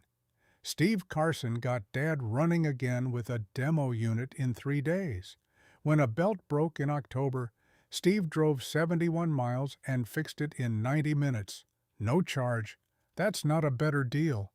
That's the relationship you're claiming Dad abandoned." Robert Peterson stood from the back row. At 68, Rob carried the credibility of someone who'd farmed through decades of equipment evolution and dealer consolidation. When he spoke, people listened. "Don, your father, never would have left Kenneth waiting 30 hours during harvest. You know that's true." Don started to respond, but Rob continued. "I switched from Deere to Case IH 16 years ago. Same reason. Service degraded. Parts took too long. Your dad had died by then, but the dealership changed. It stopped being about keeping farmers running and started being about corporate metrics and quarterly targets." Rob's voice carried no anger, just statement of observed fact. "This isn't about Kenneth being disloyal. It's about whether dealers serve farmers or farmers serve dealers. When that balance tips wrong, people leave. Not because they want to burn bridges, but because they can't afford to drown while waiting for someone to throw a rope." 3 other farmers nodded agreement. The room's energy shifted from judgment to something closer to uncomfortable recognition. Don Mitchell's narrative about betrayal and broken loyalty suddenly looked less like truth and more like deflection from deeper systemic failures. Don stood again. With all respect, Rob, you're talking about decisions made years ago. We've implemented improvements, response protocols, inventory expansion. Kenneth didn't give us a chance to show him those changes. Kenneth finally spoke, his voice carrying across the room with the quiet authority of someone who'd earned the right to truth. I gave you 18 months, Don, December 2023. Hydraulic pump took 11 days. March 2024, you rescheduled my service appointment and made me wait 10 days. June 30 hours for tech response. That's not one mistake. That's pattern. The room absorbed his words in silence. Don Mitchell sat down without further argument. The meeting continued, but the outcome had already crystallized. Kenneth wasn't a cautionary tale about disloyalty. He was evidence that the old model had broken, and farmers who noticed were starting to make different choices. After adjournment, 4 farmers approached Kenneth in the parking lot. They didn't apologize for earlier gossip or judgment. Rural culture didn't work that way. Instead, they asked practical questions. How's parts availability really been? You have Carson's number. Think he'd work with operations smaller than yours? Kenneth answered honestly, every time offering Steve's contact information without caveat or sales pitch. Word-of-mouth credibility couldn't be manufactured. It had to be earned through results that spoke louder than promises. April arrived with planting season and the high-stakes urgency that defined spring agriculture. Weather windows opened and closed based on soil temperature and moisture levels that shifted daily. Delays, measured in hours, could cascade into yield losses measured in thousands of dollars. Kenneth ran his 3 MF8 S265 tractors across 200 acres of corn and soybean ground. The CVT transmissions allowing speed adjustments on the fly without the lurching gear changes that disrupted precision. The planters responded to variable rate programming with accuracy that the old Deere tractors had struggled to match, placing seeds at optimal depth and spacing across soil types that varied from sandy loam to heavy clay within single fields. The work progressed with efficiency that surprised Kenneth even after 8 months of running Massey equipment. He finished 200 acres in 14.6 days. Gary Lansing, still operating his Deere 8R tractors, completed 1,900 acres in 18.2 days. The time difference represented more than bragging rights. It translated to fuel costs, labor allocation, and the ability to respond to weather changes before windows closed. Fuel receipts showed the gap precisely. Kenneth spent $11,200, where Gary spent $15,800 doing essentially identical work. The $4,600 difference accumulated over a season into real money that either stayed in the operation or leaked away through inefficiency. May brought Gary Lansing to Kenneth's farm, carrying receipts and questions wrapped in the awkward humility of someone who'd been wrong and knew it. He found Kenneth greasing zerks on a planter in the shop hands black with grease that smelled like honest work. "Can I see your fuel receipts?" from planting. Honest question, not trying to argue. Kenneth wiped his hands on a rag and pulled up the records on his phone. Gary studied the numbers for a full minute, jaw working like he was chewing something bitter. Jesus, that's $4,600 difference for the same acres. Kenneth didn't gloat, didn't point out the predictions of failure or the Facebook comments about thoughts and prayers. Just handed over Steve Carson's business card. He's building a service center in Lexington, opening in July. Gary pocketed the card. "Don't tell anyone yet. I need to think about this." "Your call." But word spread anyway, the way it always did in agricultural communities, where privacy was theoretical and gossip was currency. Within 2 weeks, 7 farmers from 3 counties had contacted Steve Carson asking about Massey Ferguson equipment. Steve's sales numbers climbed 285% year-over-year growth that attracted attention from AGCO Corporate and forced him to hire 2 additional service technicians just to handle the influx. Steve called Kenneth in late May. "You changed my business. More than that, you proved the model works." Corporates asking how a dealer in Kearney suddenly became top 10 nationally in new customer acquisition. "You proved the model. I just gave you the opportunity." June marked 1 year since the S7800 transmission failure, 1 year since Kenneth had called Don Mitchell's emergency line and gotten voicemail that returned 4.5 hours later. The anniversary arrived with wheat harvest starting again, the annual cycle returning to the same inflection point where everything had begun. Kenneth stood in his shop, looking at 2 Ideal 9 combines that had accumulated 1,340 combined hours with exactly 1 belt replacement representing their only major issue. 3 MF8S tractors showed 280 hours of flawless operation. The maintenance log Ashley kept documented total costs of $8,900 for the year versus the $27,300 they'd averaged in the 3 years prior running Deere equipment.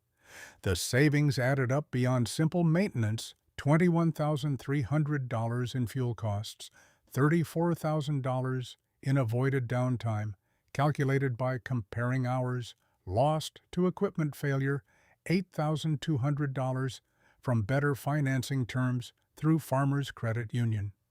The Massey fleet had delivered $72,400 in direct savings, plus the incalculable value of reliability that let Kenneth farm instead of troubleshoot. Trish reviewed the annual analysis with the satisfaction of someone whose risk assessment had been proven correct, even though she'd initially opposed it. Net income this year is $524,000. Last year was $398,000. That's $126,000 difference on average yields and average commodity prices. The entire gap came from efficiency. Ashley added her own analysis from the laptop she'd turned into Command Center for farm data. We're running 23% faster on field work, burning 26% less fuel, and spending 68% less on maintenance. The numbers don't lie, they compound. Kenneth started wheat harvest on June 15th. Both Ideal 9 combines ran through 2,400 acres in 8.1 days, compared to the 11-plus days that had been standard when he ran Deere S-Series machines. Gary Lansing, who'd taken delivery of his first Massey Ferguson tractor in April, watched from his fence line and did calculations that showed in the tight set of his jaw. July brought Don Mitchell to Kenneth's farm on a Tuesday afternoon when heat shimmered off gravel roads and cicadas screamed their late summer chorus. Don's truck pulled into the driveway slowly, the hesitation visible in how he parked at a distance from the shop as if asking permission to approach. Kenneth was changing oil on one of the Ideal 9s when Don walked up, hand stuffed in pockets, body language, telegraphing discomfort before words could compound it. "I'm not here to fight." Kenneth straightened, wiping hands on a rag. "Okay, I came to say something I should have said a year ago." Don took a breath that looked like it hurt. "You were right. We failed you." The admission landed in the space between them with the weight of something that had required genuine effort to produce. Kenneth stayed quiet, knowing that interruption would derail whatever courage Don had gathered. Corporate pressure efficiency metrics, quarterly targets somewhere in chasing those numbers. We forgot that guys like you are why we exist. Watching you leave and then succeed made me realize we'd become part of the problem instead of the solution. Kenneth leaned against the combine, giving Don the dignity of being heard without judgment. Don, I appreciate this, but I'm not asking you to come back. I know that won't happen, and honestly, I'm not sure I'd trust me either after what you went through. Don pulled out his own rag and wiped sweat that had nothing to do with temperature. I'm telling you, we've changed. 4-hour emergency response guarantee now in writing. Parts inventory doubled. Dedicated stock for established customers. Emergency protocol that routes calls to me personally if service desk doesn't respond within 60 minutes. Because you don't want to lose anyone else the way you lost me. Exactly that. Kenneth considered the arc of the past year, how Don Mitchell had gone from defensive justification to public shaming to this parking lot confession. Transformation required pain, and Don's presence suggested he'd endured enough to understand what had broken. Your dad helped my dad when times were hard. That history means something. But businesses change. What worked in 1980 doesn't cut it now. No, it doesn't. They shook hands, the gesture carrying mutual respect without requiring friendship or reconciliation. Some relationships couldn't be restored to what they'd been. The best outcome was acknowledging what had happened and building something honest from the wreckage. Don drove away while Kenneth finished the oil change, both men understanding that the conversation had represented closure rather than renewal. The past couldn't be edited, only learned from. August brought transformation visible in how farmers talked at the co-op and the feed mill. The skepticism that had dominated conversations a year ago had evolved into curiosity, then into genuine interest, backed by Gary Lansing's conversion and the 7 other area operations that had switched to Massey Ferguson, based on Kenneth's example. Steve Carson opened his Lexington Service Center in mid-August, a satellite facility 30 miles closer than Kearney that could handle routine maintenance and stock commonly needed parts. The location represented direct competition in Don Mitchell's territory competition that Mitchell & Sons met by implementing the response guarantees and inventory expansion Don had described. The rivalry improved service for everyone. Farmers who stayed with Deere benefited from a dealership that had been shocked into remembering why customer service mattered. Farmers who switched to Massey got support from a dealer hungry enough to maintain standards that larger operations sometimes neglected. Kenneth watched the ripple effects spread and recognized that his decision had changed more than his own operation. It had challenged the assumption that farmers owed loyalty to brands and dealers regardless of performance. It made space for competition that forced everyone to deliver value instead of coasting on tradition. September brought Ashley home from a conference in Des Moines where she'd been interviewing for corporate agricultural positions that paid salaries her farm economics degree had been designed to secure. Kenneth and Trish were sitting at the dinner table when she walked in carrying luggage and an expression that suggested announcement rather than simple return.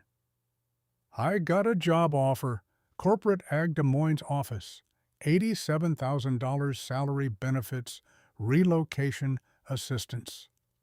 Kenneth felt his chest tighten, succession plans evaporating like morning dew under direct sun. The farm had always been intended as legacy, passing from generation to generation. Ashley taking a corporate position meant that continuity broke, that he'd need to consider selling or restructuring or finding another path forward. Trish's face showed happiness, fighting with disappointment. "Honey, that's wonderful. You worked so hard for this." "I'm turning it down." Kenneth's response came fast. "Why would you do that?" Ashley set her bag down and sat across from her parents with the poise of someone who'd already processed the decision from every angle. "Because what you did this year taught me more than any corporation could. You made a hard call that everyone said was stupid. You took a risk when the safe choice was staying miserable, and you were right." She pulled out her laptop and opened spreadsheets that documented the farm's financial transformation. "I can learn ag business theory at a desk in Des Moines, or I can learn how to actually run an operation from you. One of those paths leads to comfortable mediocrity. The other leads to building something that matters." Trish started crying before Ashley finished the happy tears of a mother watching her daughter choose the harder path for the right reasons. Kenneth found his own eyes wet, emotions he'd been holding at bay for a year suddenly demanding expression. Ashley smiled at both of them. "Besides, someone needs to run this place when you retire. These red tractors aren't going to operate themselves." The weight that had been compressing Kenneth's chest for 12 months released all at once. Succession secured, legacy preserved. The farm would continue into the next generation with leadership that understood data and technology, and the fundamental truth that equipment color mattered less than the relationships that sustained operations through inevitable challenges.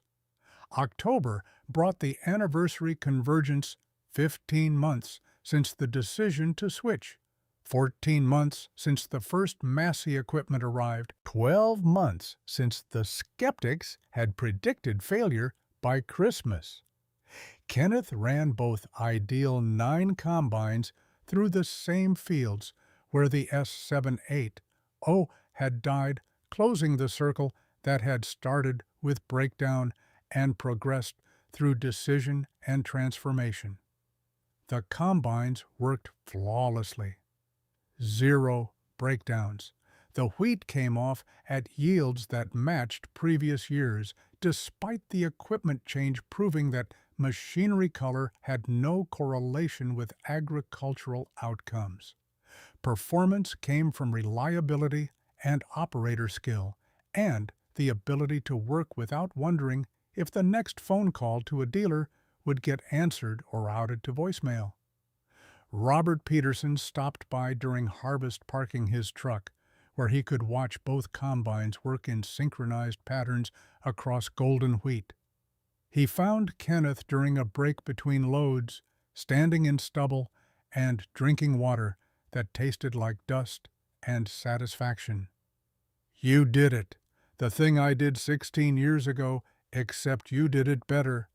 Kenneth squinted against afternoon sun. "How's that?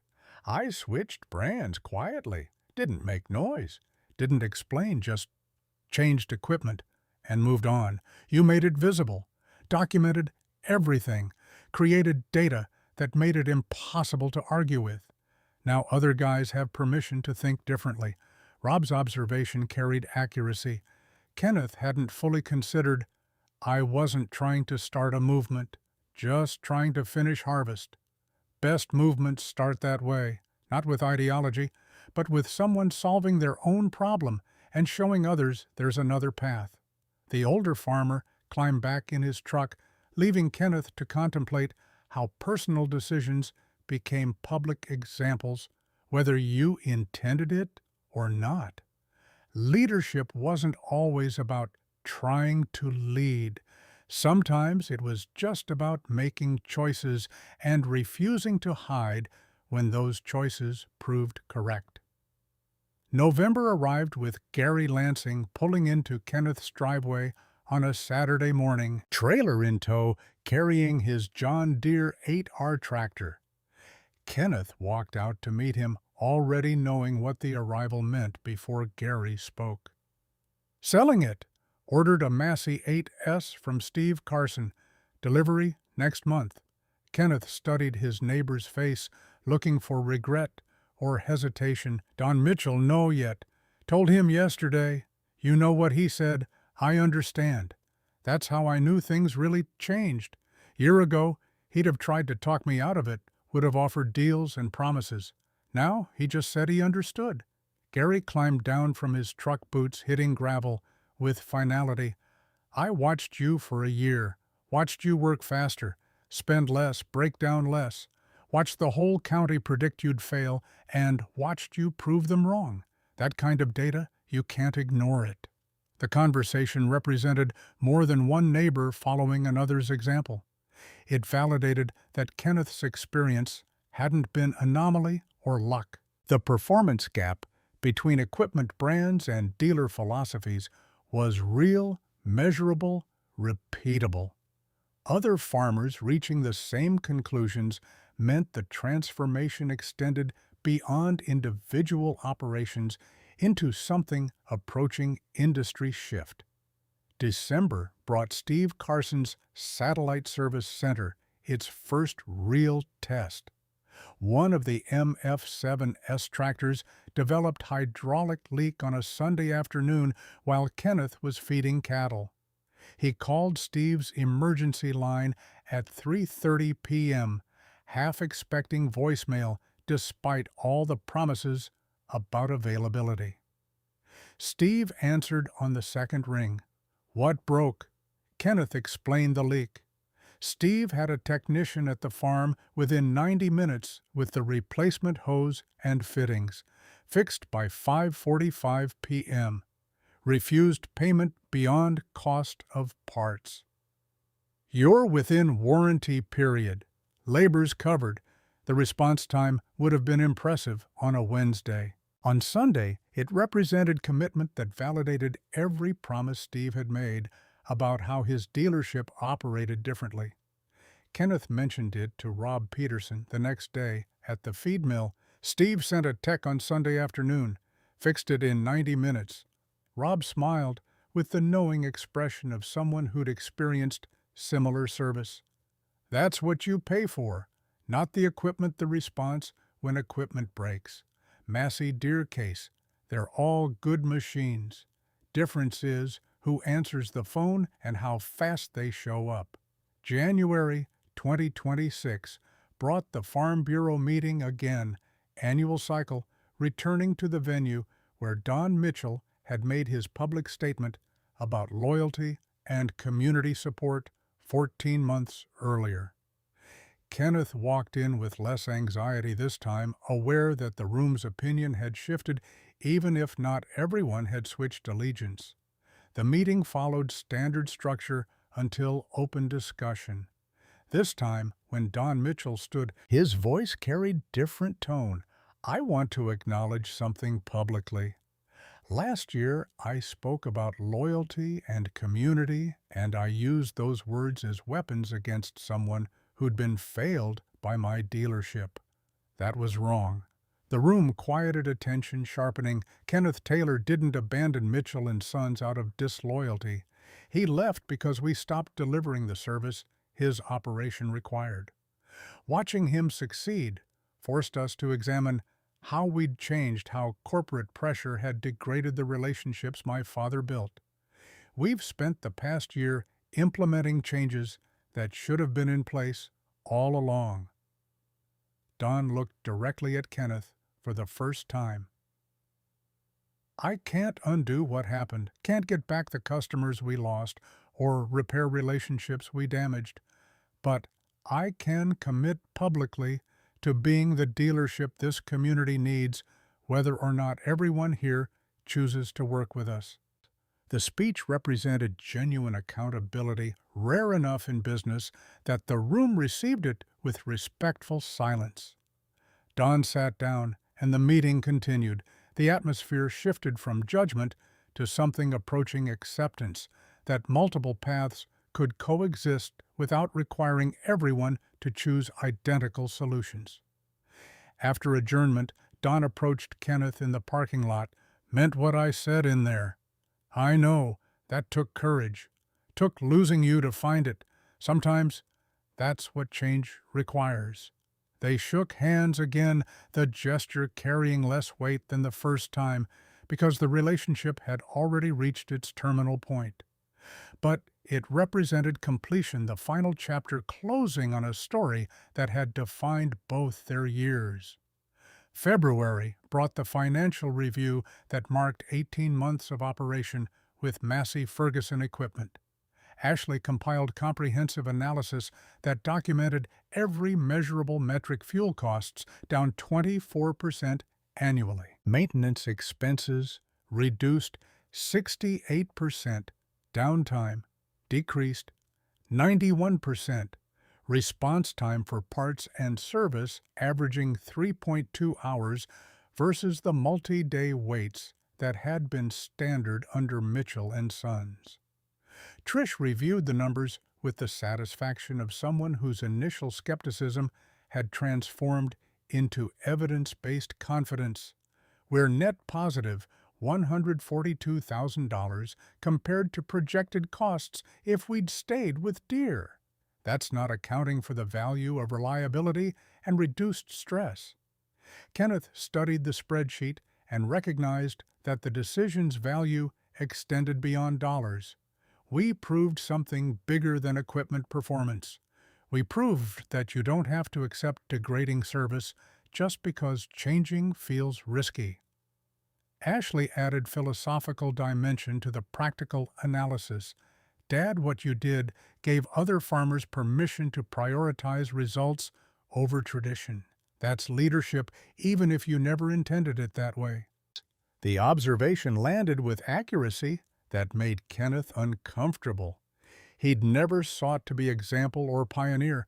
The goal had been finishing harvest when his combine failed and a dealer wouldn't help. Everything else had cascaded from that single moment of choosing differently. But impact didn't require intention. Sometimes the most powerful statements came from people solving their own problems without caring whether anyone else noticed. It makes you wonder how many of us stay loyal to something out of fear rather than reason. How long we support businesses that stopped supporting us, when tradition becomes trap instead of foundation. March brought another planting season, the second cycle, running entirely on Massey Ferguson equipment without any Deere iron remaining. The workflow felt natural, now controls familiar maintenance routines, internalized. Kenneth no longer thought of the tractors as red or different. They were just the equipment his operation used. Tools selected for performance rather than color or legacy. Gary Lansing's Massey Ferguson 8S arrived in late March, and Kenneth spent an afternoon helping his neighbor learn the CVT transmission and control logic that differed from 20 years of Deere muscle memory. The teaching role felt strange, Kenneth becoming the experienced operator guiding someone through equipment transition he'd only navigated 18 months earlier. But knowledge transfer represented community in its functional form, not the abstract loyalty Don Mitchell had weaponized, but the practical support that helped neighbors succeed regardless of brand choices. By April 9, farming operations across 3 counties had switched some or all equipment to Massey Ferguson, creating critical mass that transformed Kenneth's decision from isolated anomaly into visible trend. Steve Carson's business had grown beyond his initial projections, forcing him to hire additional staff and expand both his Kearney headquarters and Lexington satellite location. Steve called Kenneth on a Tuesday evening, I need to thank you for something beyond the business you brought me. What's that? You showed me that integrity actually matters in agricultural dealerships, that treating customers like they matter isn't just good ethics, it's good business. Every farmer who switches tells me the same story. They were frustrated, feeling abandoned, and then they saw what happened with you. The gratitude felt strange to receive. Kenneth hadn't been trying to prove philosophical points about business ethics. He'd been trying to harvest wheat, but outcomes extended beyond intentions, and sometimes personal decisions created space for industry transformation that benefited people who'd never know your name. May brought the phone call that completed the circle. Kenneth's cell rang with an unfamiliar Iowa area code. He answered while greasing equipment in the shop. "This is Kenneth." "Mr. Taylor, my name's Michael Harris. I farm up near Des Moines. My combine went down yesterday, transmission failure. My Deere dealer says 3 weeks minimum for parts." Kenneth set down the grease gun recognition flooding through him.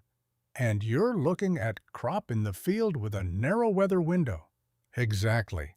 Gary Lansing gave me your number. Said you might understand the situation." Kenneth smiled at the full circle moment, his story becoming reference point for farmers facing identical choices in distant counties. "I understand exactly. Let me tell you what I learned." He spent 30 minutes walking Michael through the decision process, the research, the demo testing, Steve Carson's contact information, the realistic expectations about transition challenges, and learning curves. Shared data without sales pitch, offered experience without demanding Michael follow identical path. When the call ended, Kenneth realized he'd become informal consultant for a transformation he'd never intended to start. But leadership worked that way, sometimes not through seeking it, but through making choices visible enough that others could learn from both successes and mistakes.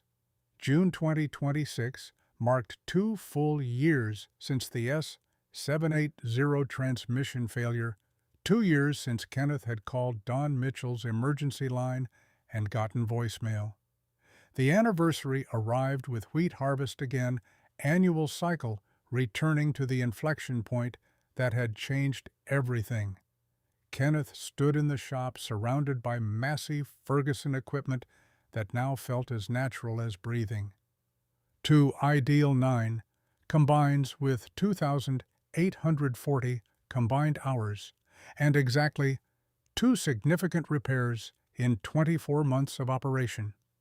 7 tractors with cumulative hours exceeding 6,000, showing wear patterns consistent with reliable machinery rather than catastrophic failures that defined his previous Deere experience. Ashley joined him, laptop in hand, showing financial projections that documented the transformation. 2-year comparison. Dad, we're net positive $267,000 compared to projected Deere costs. That's fuel maintenance downtime, financing, everything quantified. Trish appeared from the office, carrying her own analysis, and that doesn't account for the value of sleep. Remember 2 years ago, you'd wake up at 3 a.m. worrying whether equipment would work. When's the last time you did that? Kenneth couldn't remember. Somewhere in the transition from green to red, the anxiety about mechanical failure had dissolved. Not because Massey equipment was invincible, the belt failure and hydraulic hose proved otherwise, but because Steve Carson answered calls and showed up when he promised and treated breakdowns as urgent rather than inconvenient. The difference between equipment brands was less significant than the difference between dealership philosophies. Quality machines existed across manufacturers, but dealerships that prioritized response over corporate metrics remained rare enough to matter when you found one. Kenneth started wheat harvest on June 10th. Both combines ran through 2,400 acres in 7.8 days, the fastest completion he'd ever achieved. Perfect weather helped, but so did equipment that worked without drama.